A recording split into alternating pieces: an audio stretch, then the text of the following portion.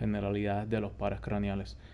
Los pares craneales, según su definición, son un conjunto de nervios, siendo los más comunes 12 pares de nervios, que serían en total 24 situados en el encéfalo, en el tronco encefálico, y solo uno de ellos posee raíz en la médula espinal. Aunque ellos están situados en el encéfalo y en el tronco encefálico, ellos son parte del sistema nervioso periférico. Ellos atraviesan forámenes y fisuras craneales para acceder o salir del cráneo y así contactar directamente con su respectivo núcleo. Actualmente, algunos textos están incluyendo el par craneal, el nervio terminal, como un par craneal, aunque este es atrófico en los seres humanos adultos. La numeración o nomenclatura con la que podemos estudiar a estos pares craneales sería de lo más rostral a lo más caudal, siendo con números romanos su numeración. El primero sería el nervio olfatorio, el segundo es el nervio óptico, el tercero es el nervio oculomotor común, el cuarto es el nervio troclear o patético, el quinto vendría siendo el nervio trigémino, el sexto es el nervio oculomotor externo o abducen, el séptimo es el nervio facial, el octavo es el nervio vestíbulo-coclear, el noveno es el nervio glosofaringio, el décimo es el nervio vago, el onceavo es el nervio accesorio y el doceavo es el nervio hipogloso. El nervio terminal recibe la numeración de 0, siendo el par craneal 0 el par 0. Según su ubicación, nos dan dos definiciones, de las cuales podemos observar el origen aparente, que es lo que podemos ver a simple vista, donde salen y entran los nervios dentro del encéfalo o en el tronco encefálico, y el origen real, que vendría siendo, dependiendo de su función, cuando los nervios entran o salen hacia un núcleo, pudiendo ser motor o sensitivo.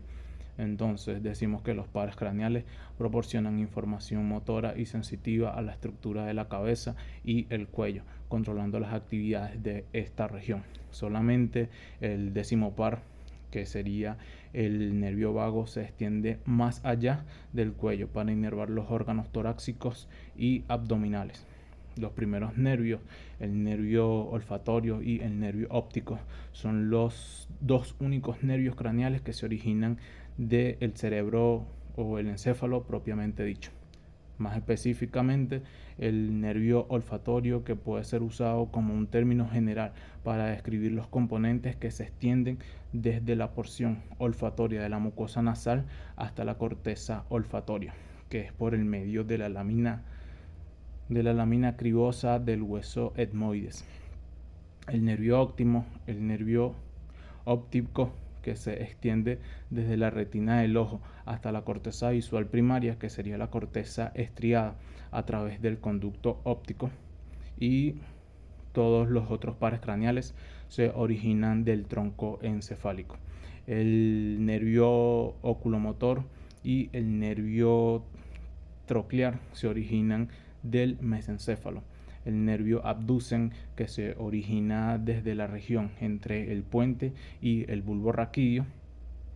Estos tres nervios actúan en los músculos oculares, se extienden desde el tronco del encéfalo y salen por medio de la fisura orbitaria superior. El nervio trigémino se origina en el puente y emite tres divisiones nerviosas. Estas divisiones nerviosas serían los nervios oftálmico, el maxilar y el mandibular, que salen desde el cráneo a través de la fisura orbitaria superior, el foramen redondo y el foramen oval. Así pasamos hacia el nervio facial. Se origina en la unión bulbopontinua como dos raíces, una motora y una sensitiva. El nervio vestíbulo-coclear también se origina en la unión bulbopontinua y consta de los componentes vestibular y coclear. Tanto el séptimo como el octavo par craneal abandonan el cerebro a través del conducto auditivo interno. El nervio glosofaríngeo se origina en la porción superior o rostral del bulbo raquídeo, mientras que el nervio vago también se origina en el bulbo raquídeo, pero siendo más caudal al noveno par craneal. El nervio accesorio, este se ha descrito como tradicionalmente un nervio que presenta raíces tanto espinales como craneales. Su raíz craneal emerge desde el bulbo raquídeo, mientras su raíz espinal surge de los 5 o 6 primeros segmentos cervicales de la médula espinal. Los pares craneales del noveno al onceavo abandonan el cráneo a través del foramen yugular. Finalmente, el nervio hipogloso también se origina del bulbo raquídeo. Sus 12 raíces pasan lateralmente a través de la fosa craneal posterior antes de fusionarse en un solo tronco que sale por el conducto del hipogloso. De acuerdo a sus posibles direcciones y modalidades, los pares craneales pueden ser aferentes o eferentes, somáticas o viscerales, generales o específicas. Entonces, tomando en cuenta esto, observamos que el nervio olfatorio es un nervio aferente visceral específico, el nervio óptico es un nervio aferente somático específico, el nervio oculomotor vendría siendo un eferente somático general y eferente visceral general. El nervio troclear es uno eferente somático general. El nervio trigémino vendría siendo mixto, ya que posee las divisiones del nervio oftálmico, que es aferente somático general. El nervio maxilar sería aferente somático general y el nervio mandibular sería aferente, somático general y aferente visceral específico. Pasamos así al nervio abducen, que tiene un componente eferente somático general, al nervio facial, que también es mixto y posee aferente somático general, aferente visceral específico, eferente visceral específico y eferente visceral general.